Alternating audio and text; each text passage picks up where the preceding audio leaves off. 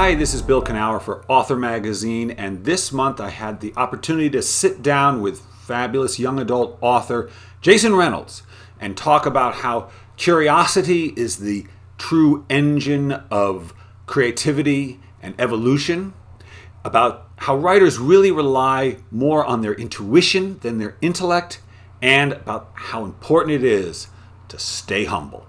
Enjoy. If I understand your biography correctly, your relationship to writing began around the age 9. Is this correct? This is correct. This is correct. It came sort of after the discovery of rap lyrics and things of that nature. Hip hop had sort of taken over my neighborhood, let alone taken over my brother's bedroom, my older brother's bedroom. Your older brother or younger brother? And that was it. What'd you say? Was that your older brother? That was my older brother. Yeah. Yeah. Okay. So he would have been like 17. Oh. Oh. Yeah. So I was getting a healthy dose of contemporary music because that was his music at the time, and I fell in love with it and started to study the lyrics and read the rap lyrics, and that sort of introduced me to poetry, and that was the beginning of this journey for me.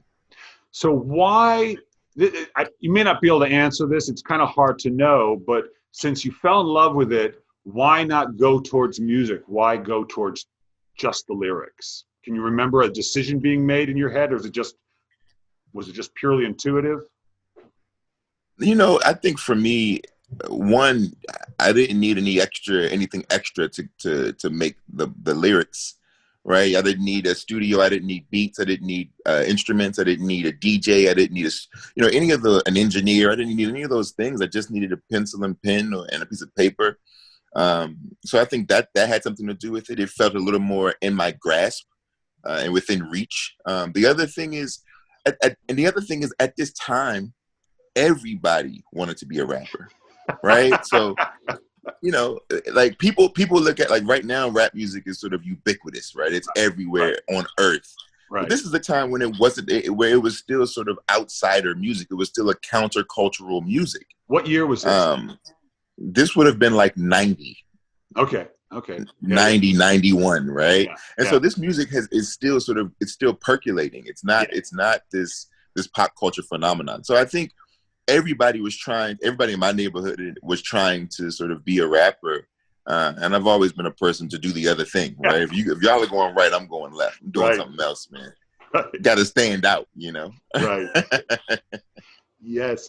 I wonder if that's true for writers. I always, if I see a crowd somewhere, I think I need to go in the opposite direction. Wherever people are gathering, I don't think I want to be there. And I wonder if that's a writer's impulse.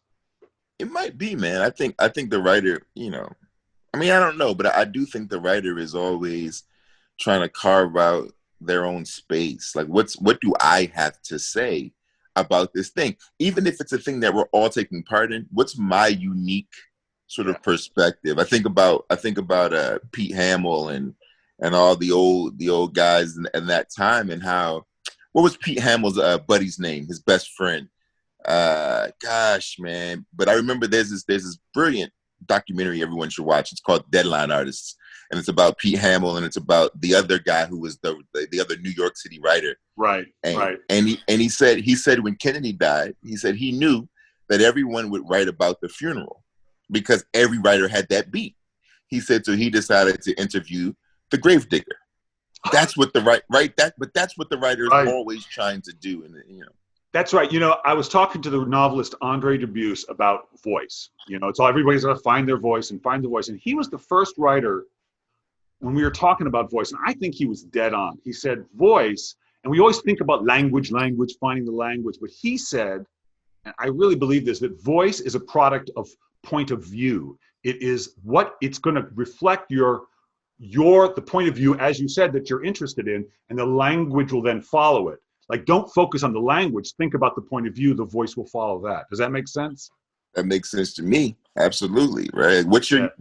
Because whatever your unique point of view is, it'll affect the language, right? It'll affect the way that you sort of bring that world to life, just because you're looking through the window and not walking through the door.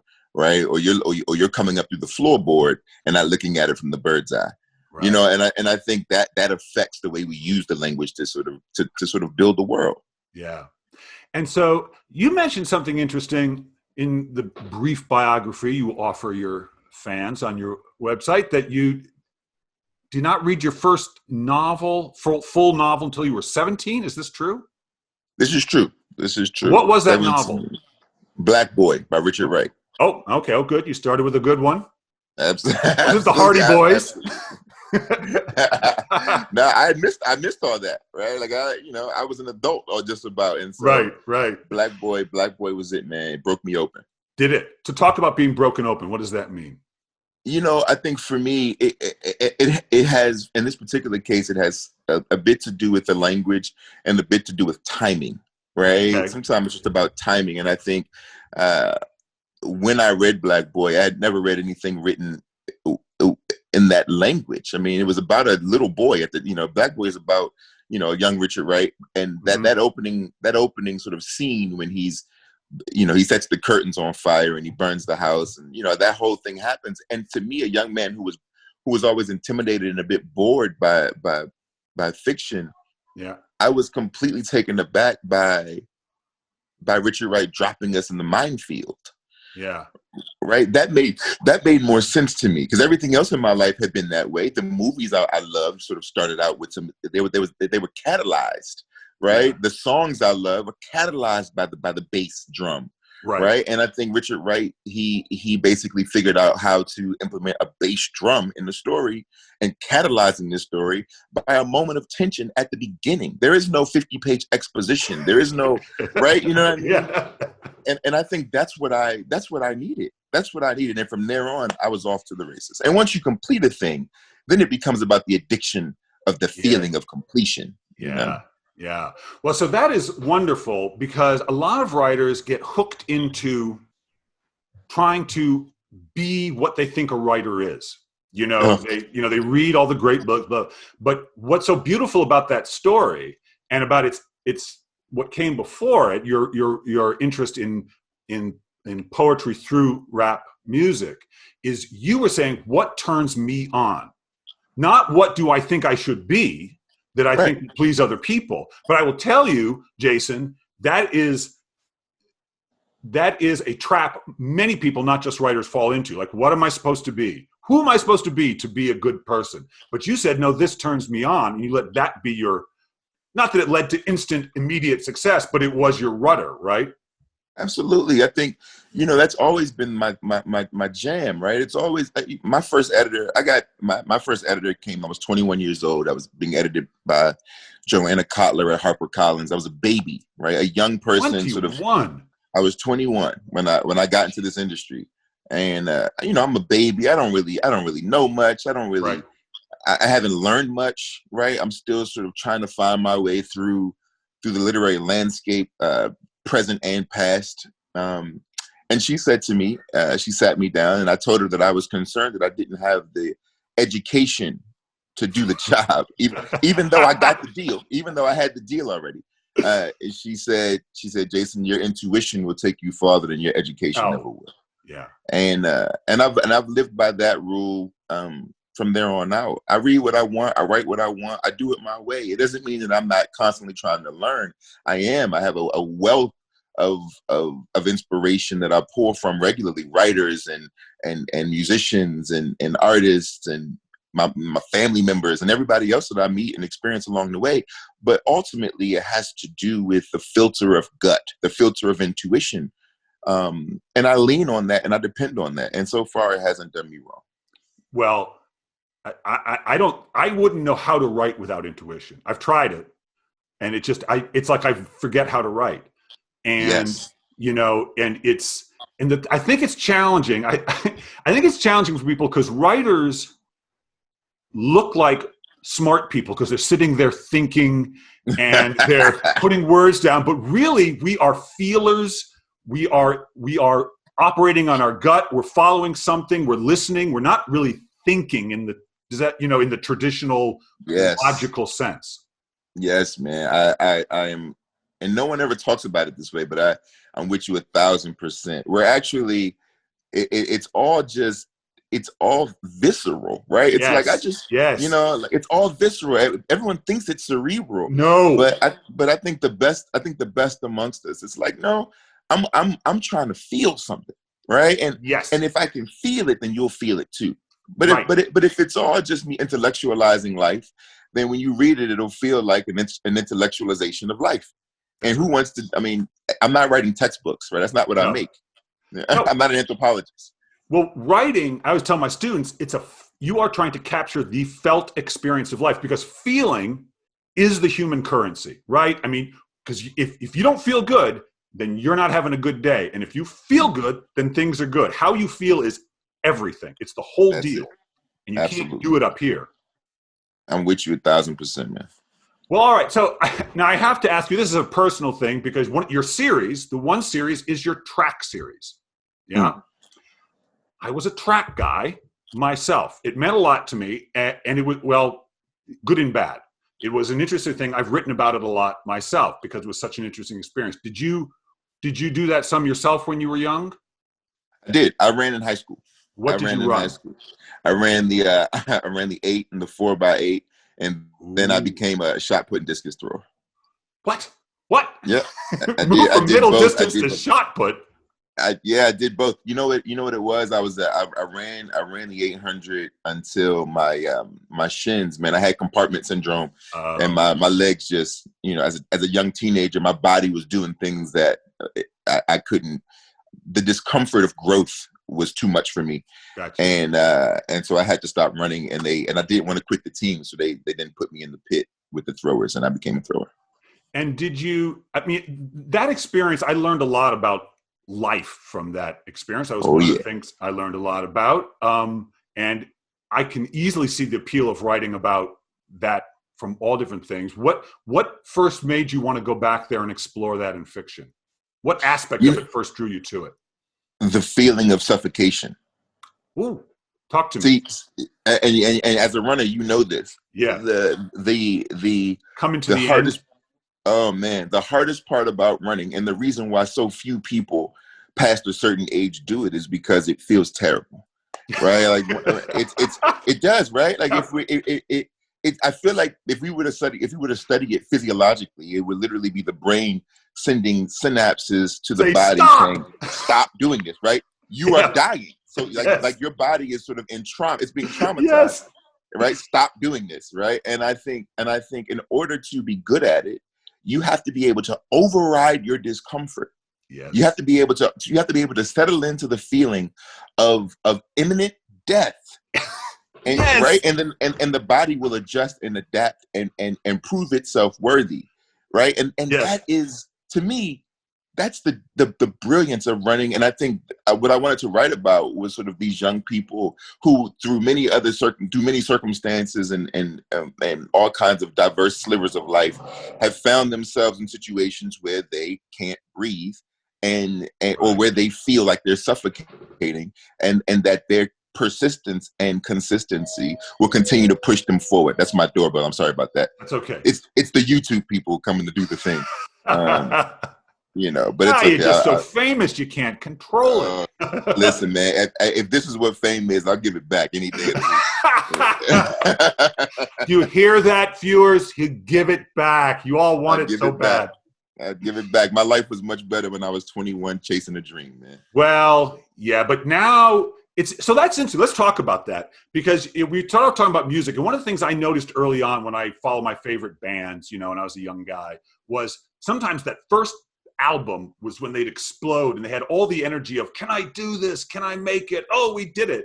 And then it was the rare musician who could keep producing music with the same energy. That's why I love bands like the Beatles, who just kept growing and expanding, right? So talk about that. You're a young guy. You really blew up, or you've published at the same time a lot of musicians make it. That's unusual for a writer. Very unusual for a writer. But you have to keep going. And so now you've got some celebrity. People know you. You're having a lot of success. What keeps you going? Man, I live a curious life. I think that you're only as good as what you're interested in. And I think that the mistake is that people close themselves. Look, the biggest conundrum of being a writer is that you somehow have to frame the world, and in order to do so, you have to silo yourself off from it, right? Yes. Like I have to shut the world off so that I can Yep. come here or go to my office and write about it. Yeah. But I can't. It's a weird sort of strange back and forth, right? Yep. But when I'm not writing, I'm consuming life insatiably, right? So like I am, if there is something to be known, I want to know it for no other reason than other than the fact that it is there to be known, right? So I'm learning about birds and fruit and farming, and I'm learning about sort of like the biology. When I was writing Look Both Ways, I was all about the biology, like what's the science behind how boogers are made, what's the right, all this stuff, right? And it seems all so silly. I mean, I did all this research on the Library of Alexandria. I've been looking at videos about Paul Robeson this week. I've been like, whatever it is, I just want to. I mean, if you could see my house, it's just it's a bazaar of things that I know and don't know. And I think because of that, and because of human interaction, and really, truly, earnestly living a curious life, I've been able to continue to make things that are honest. You know, I tell my students that the biggest difference between the professional writer and the amateur is the professional writer understands that his or her curiosity is everything. And the fact that they're curious is enough. But a lot of the amateurs feel like, well, everybody's curious about something. What makes mine so special? And you can't think it has to be enough. The fact that's all Hemingway, enough. Shakespeare, Emily Dickinson, Toni Morrison, that's all they get. That's all you get. That's it. You know, I love Toni Morrison always talks about the power of invention, right? But you can't invent a thing that you're not curious about. No. you have to be curious, and you have to be okay with accepting the fact that who you are as a human being, a dot in the world, is not like who that can't be enough, right? Like I don't have enough as it stands today. Now, whatever I sort of take upon myself today and tomorrow and this week may give me just a bit more to write the next thing, but then after that, there will be no more. And I have to go and get more and constantly be evolving. That's the one beauty about this craft, is that in order to be good at it, and in order to have longevity, you, the person, you, the writer, has to sort of be the subject, right? You have to be constantly evolving and changing and growing in order to maintain an actual sort of space in this literary world. I love it. You have to. I love also what you said. I haven't heard enough writers talk about this. I'm obsessed with it, because I write sort of memoir-y personal essay stuff. So theoretically, I'm the subject, but I'm really not. I have to forget about the world to write about it. Forget about the world to write. I can't be thinking about politics unless I want to write about politics. Like I can't think about the Patriots. I got to just be focused. I can't think about anything. I can't think about my bills, my loved ones, any of that. But I'm writing about it, but I forget about it. And so I'm a part of it, but separate from it. And it's a weird, I always think, you know what it's like, Jason? It's like if you were painting something, if you were painting a flower, or if I was painting this phone, I couldn't have it right here in front of me. I have to stand back from it.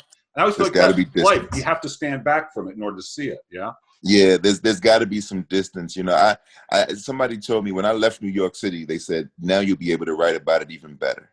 Right. Now you'll be able to see it. You know, once you've separated yourself from it. It's just one of those weird things. Well, Jason, you're a fascinating guy. I could talk to you for a whole lot longer. You will be speaking to the PNWA shortly. We're looking forward to that. But I'm not quite through with you. I have one last question. And what I would like you to do is finish this sentence. If writing, all the writing you've done in your life has taught you anything, it's taught you what? Humility. Good answer. Now, I know why it's taught me humility. How did it teach you humility? Writing is one of the only art forms that can't be cheated. Even a bad book still has to be written. Even a bad book is labor intensive. And I think that no matter how often and how many times you do it, no matter how many times you feel like you know what you're doing, when you face the blank page, it reminds you once more how small you are.